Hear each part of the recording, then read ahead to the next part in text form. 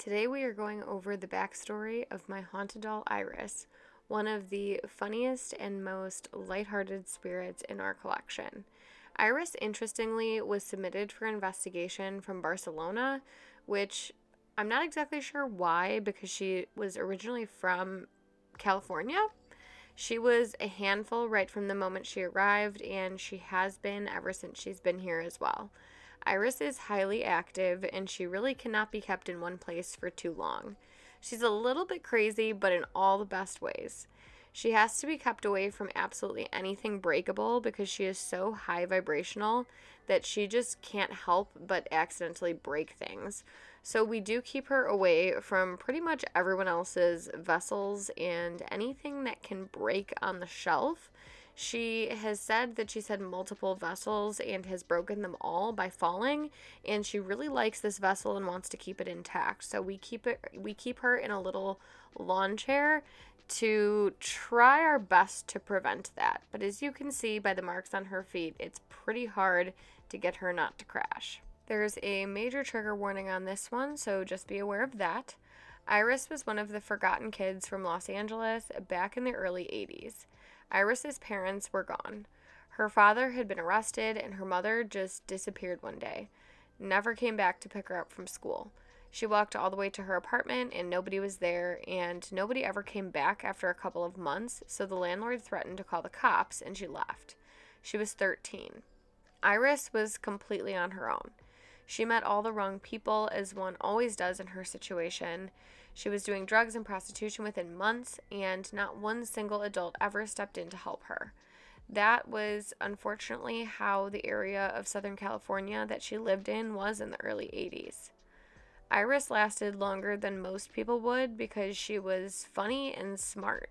She was able to read situations really quickly and knew how to get out of cars when the vibe was off. But this did not save her from the horrors of the streets. She watched her friends overdose, get assaulted, and pass away right in front of her. Iris has truly seen it all. She made it to the age of 19 before she took her final breath. It was an accidental overdose, but she was septic, and no amount of emergency care could bring her back. Narcan had not been invented yet. Iris is not even mad that her life was cut short. She isn't even mad at her parents. She accepts that her life was what it was. She feels things worked out how they were meant to. The thing about her was everyone remembered her because she was so funny. She was mourned by people in the community who she barely knew. She was remembered by the homeless community for years after her death. She says that her soul has a weird energy to it, and she is right. She is super high vibing, and you can feel it. It's almost like a purring energy. She will shock you like an electric shock sometimes because she's so kinetic. She is chaos in a cute pink clown vessel. She runs around the house like a fast-moving orb, and she has told us that this is at least her third or fourth vessel. She doesn't really remember how many she's been through, but she loves this one. She is kind of strange. She moves a ton. She ends up on the floor, flipped over in every which way. She has so much kinetic energy that she just cannot seem to remain still, even in her little lawn chair. She loves anything from the 1980s. She loves strawberry shortcake dolls, even though she never played with any toys as a child, because she loves the smell of them. She used to shoplift them for the smell alone. She tends to be a bit of a trigger for people in recovery because she talks endlessly of Los Angeles street parties and what life was like for her as a homeless addict.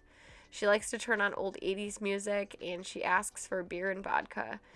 She also loves to talk about video games, even though she really never played them, but it seems to be an interest that she's developed in her afterlife. She is a party girl, but she's still so young. She has so much repressed trauma, and she refuses to process it. She says she accepts what happened to her so she doesn't have to heal, and there is absolutely no arguing with a teenager. Iris is one of the best communicators in our house, especially with the spirit box. She likes to make movie reviews and review video games as well, and she does not mince words when she does her movie reviews. She loves to roast them just to make us laugh, especially on movies we really like.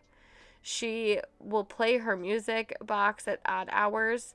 Her doll is actually a music box, which is duct taped inside of her because she broke it, but Still works, and it's the theme from Fiddler on the Roof, which she says is ironic. She likes to communicate in all different ways, including through dream weaving, and I actually just recently had a dream from her about her squatting in somebody's house, which was interesting. Iris is a funny girl with a very dark sense of humor, and she loves to share herself with us in every way that she possibly can. She is one of those haunted dolls that you can build such a strong relationship with, and I feel like we were able to do that with her in a relatively short amount of time. She was ready to talk to us right when she arrived, and she has not stopped talking to us since, and we are just so grateful to have her as a part of our lives. Thank you for taking the time to learn about Iris, and subscribe for more haunted doll stories.